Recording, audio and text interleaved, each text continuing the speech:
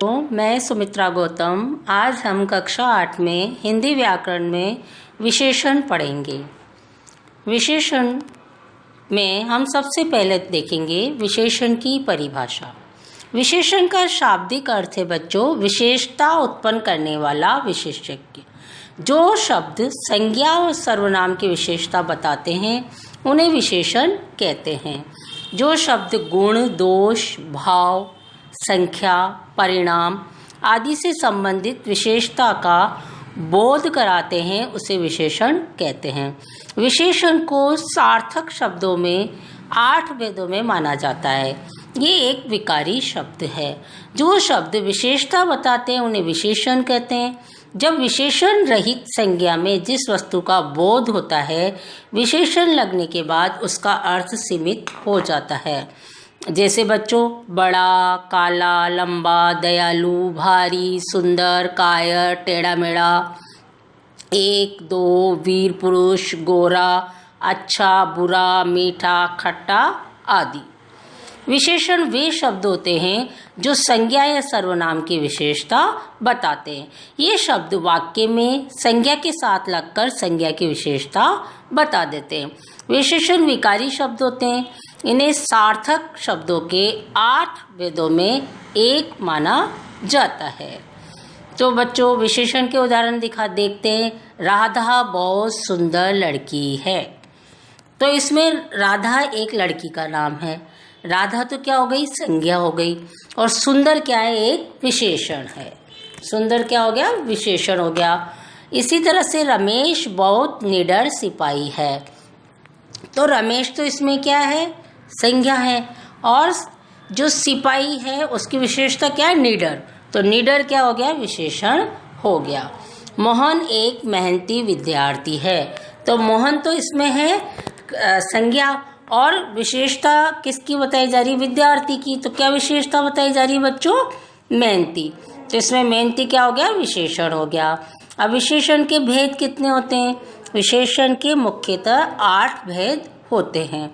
पहला है गुणवाचक विशेषण, दूसरा संख्यावाचक विशेषण, तीसरा परिमाणवाचक विशेषण, चौथा सार्वनामिक विशेषण, पांचवा व्यक्तिवाचक विशेषण, छठा प्रश्नवाचक विशेषण, सातवां तुलना बोधक विशेषण और 8वां संबंधवाचक विशेषण।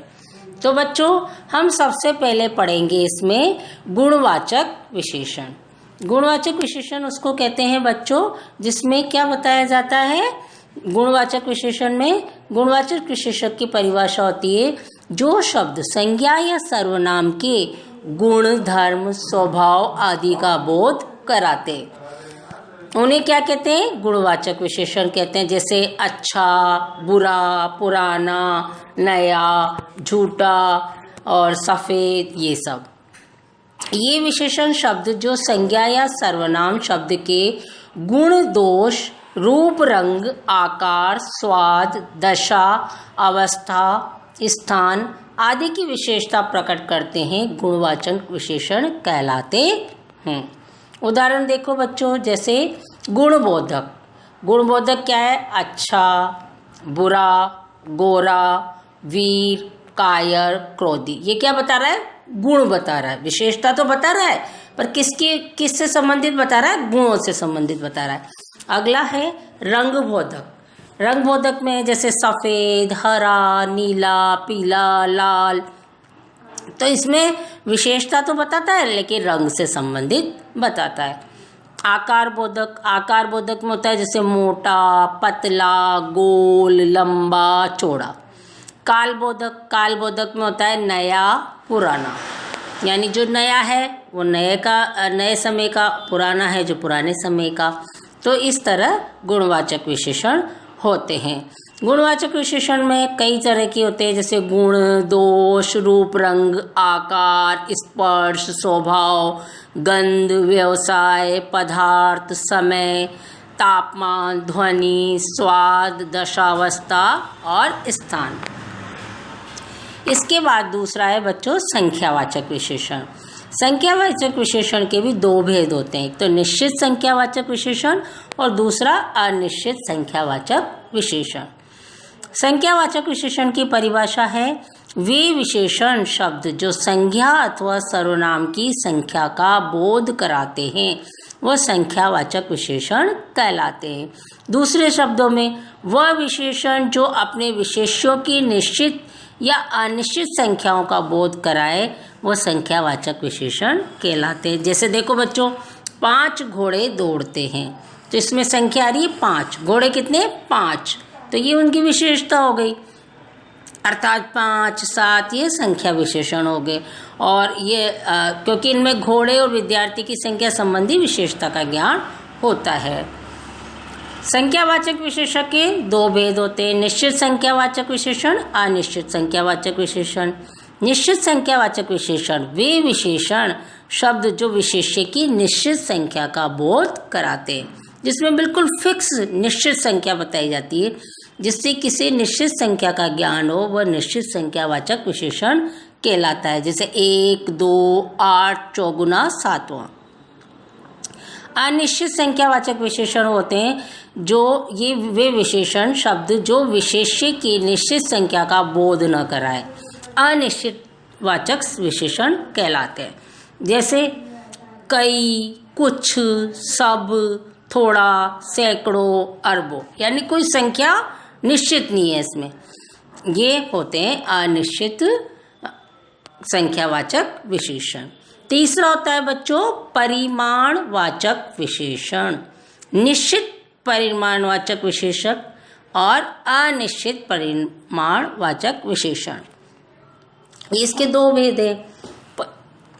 परिमाणवाचक विशेषण की परिभाषा जिन विशेषण शब्दों से किसी वस्तु के माप तोल संबंधी विशेषता का बोध हो, तो बच्चों उसमें माप तोल का पता चले वो परिमाणवाचक विशेषण कहलाते हैं। जैसे सेर भर दूध, तोला भर सोना, 1 लीटर दूध, 2 लीटर घी, ये सब। जैसे उदाहरण देखो, मुझे थोड़ा दूध चाहिए, बच्चे भूखे हैं। बारात को खिलाने के लिए 4 क्विंटल चावल चाहिए। उपयुक्त उदाहरण में थोड़ा अनिश्चित वाचक है और 4 क्या है, निश्चित वाचक है। अब परिमाणवाचक विशेषण के 2 भेद क्या हो गए, एक तो निश्चित परिमाणवाचक और दूसरा अनिश्चित परिमाणवाचक। निश्चित तो होता है जो विशेषण शब्द किसी वस्तु की निश्चित मात्रा का बोध कराए, वो निश्चित परिमाणवाचक कहलाता है विशेषण। और दूसरा होता है अनिश्चित परिमाणवाचक। अनिश्चित परिमाणवाचक होता है जो विशेषण शब्द किसी वस्तु की निश्चित मात्रा अथवा मापतोल का बोध नहीं कराते हैं, वह अनिश्चित परिमाणवाचक विशेषण कहलाते हैं। जैसे सब, धन, कुछ धन, बहुत पानी आदि। अगला है बच्चों सार्वनामिक विशेषण। सार्वनामिक विशेषण में होता है मौलिक सार्वनामिक विशेषण और यौगिक सार्वनामिक विशेषण। जो शब्द संज्ञा या सर्वनाम की ओर संकेत करते हैं, जो शब्द संज्ञा सर्वनाम होते हुए भी किसी संज्ञा से पहले आकर उसकी विशेषता प्रकट करते हैं, वे संकेत वाचक या सार्वनामिक वाचक कहलाते हैं। जैसे मैं, तू, वह के सिवा अन्य सर्वनाम जब किसी संज्ञा के पहले आते हैं वे संकेत वाचक या सार्वनामिक विशेषण कहलाते हैं। सरल शब्दों में वे सर्वनाम जो संज्ञा से पूर्व प्रयुक्त होकर उसकी ओर संकेत करते हैं विशेषण के रूप में, वो संकेतवाचक विशेषण कहलाते हैं। वह गाय दूध देती है, ये पुस्तक मेरी है। उक्त वाक्य में वह सर्वनाम गाय संज्ञा से पहले आकर उसकी ओर संकेत कर रहा है। कौन सी गाय, वह गाय। पुस्तक कौन सी, यह। तो ये जो पहले लगे हैं इनका बताया कि जैसे यह सर्वनाम पुस्तक से पूर्व आकर उसकी ओर संकेत कर रहा है, ये दोनों सर्वनाम विशेषण की तरह प्रयुक्त होते हैं, अतः इन्हें संकेतवाचक या सार्वनामिक विशेषण कहते हैं। सार्वनामिक विशेषण के 2 भेद हैं। पहला है मौलिक सार्वनामिक विशेषण और अगला है यौगिक सार्वनामिक विशेषण। तो मौलिक सार्वनामिक विशेषण जो बिना रूपांतर के संज्ञा के पहले आते हों, जैसे यह घर, वह लड़का, कोई नौकर आदि। यौगिक सर्वनामिक विशेषण में आता है जो मूल सर्वनाम के प्रत्यय में आते हो, ऐसा आदमी, कैसा घर, जैसा देश आदि। तो बच्चों, आज मैंने आपको विशेषण की परिभाषा और विशेषण के कुछ भेद बताए। बचे हुए भेद हम अगले बार पढ़ेंगे। धन्यवाद बच्चों।